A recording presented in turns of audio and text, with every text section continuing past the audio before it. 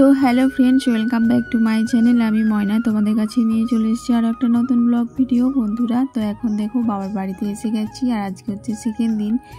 কালকে সব ভিডিও তো তোমাদের সাথে শেয়ার করলাম আর আজকে হচ্ছে সেকেন্ড দিন। তো সকাল থেকে কোনো ভিডিও শেয়ার করা হয়নি। এখন মানে স্নান টান করে নিয়েছি আর বর আছে বাড়িতে, বিকেলবেলা বাড়ি যাবে।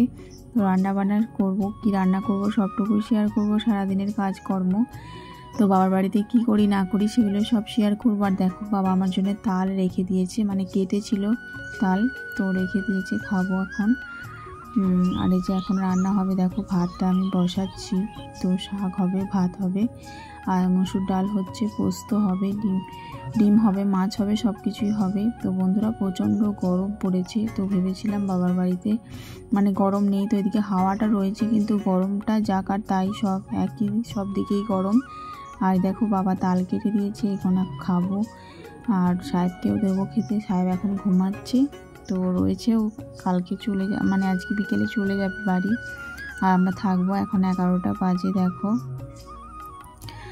তো অর্ধেক রান্না হয়েছে আর অর্ধেক এখনও বাকি রয়েছে। তো চলো দেখি, রান্না বান্না কমপ্লিট হয়ে গেছে। তো দেখাই যে ভাত হয়েছে আর যে শাক ভাজা হয়েছে আর যে 2টো ডিম হয়েছে আর পোস্ত হয়েছে, মাছের তেল ভাজা হয়েছে আর যে মাছের ডিম আর মাছ দিয়ে এটা একটা মাছের ঝোল বানিয়েছি পেঁয়াজ দিয়ে।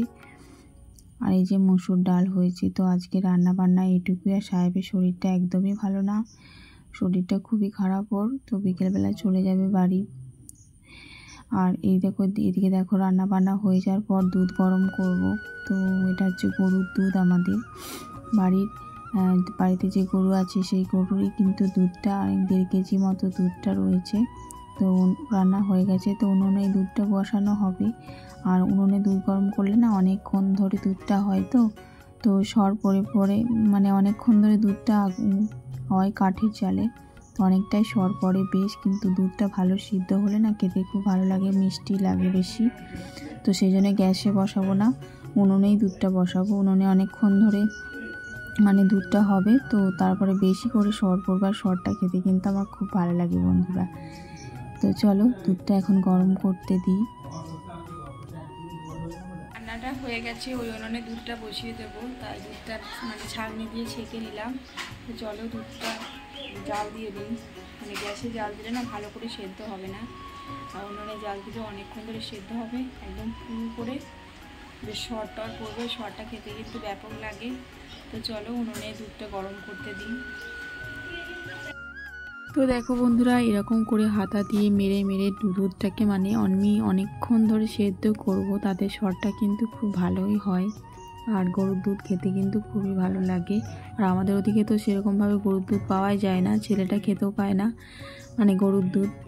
তো আজকে গরুর দুধ ওকে খাওয়াবো, তো দেখি খায় কি না। ছোটোবেলা থেকে খেয়েছি, যখনই আসে না তখনই কিন্তু ও খায়।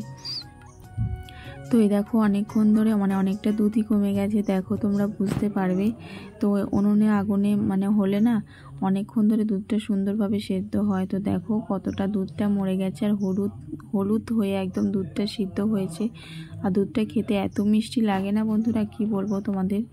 ভাত দিয়ে বা মুড়ি দিয়ে যে দিয়েই খাও তোমাদের চিনি লাগবে না, মানে এতই মিষ্টি দুধটা, একদম হলুদ হয়ে সিদ্ধ হয়েছে। তো উনুনে করলে বেশি সুন্দরভাবে সিদ্ধ হয়, খেতেও কিন্তু ব্যাপক লাগে।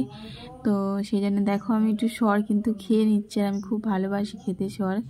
আর এদিকে দেখো বিকেলবেলা বরমশাই বেরিয়ে পড়েছে বাড়ি যাওয়ার জন্য, যে ট্রেন আছে 4:40, তো ট্রেনে করে যাবে বাবার বাড়ি। তো ভাইকে বললাম একটু দিয়ে আসতে, তো ভাই একটু দিয়ে আসলো, তারপরে বর কিন্তু চলে গেল বাড়ি। আর এখন আমি কয়েকদিন থাকবো, কারণ আমাদের এখানে পুজো আছে, তো পুজো কমপ্লিট করে তারপরে যাব। আর এই যে দেখো ছেলে আর দাদার মেয়ে একটু খেলছে, দেখো ছাদে উঠে ইচিং বিচিং খেলছে।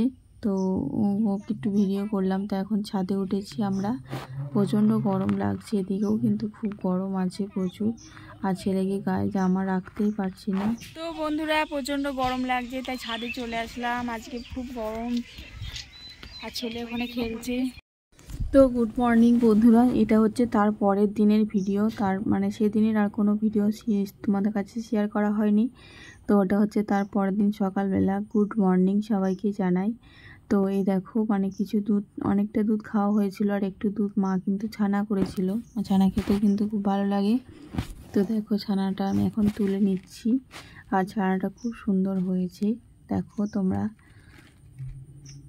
তো দেখো ছানাটা একটু তুলে নিচ্ছি, তারপরে একটু খেয়ে নেব।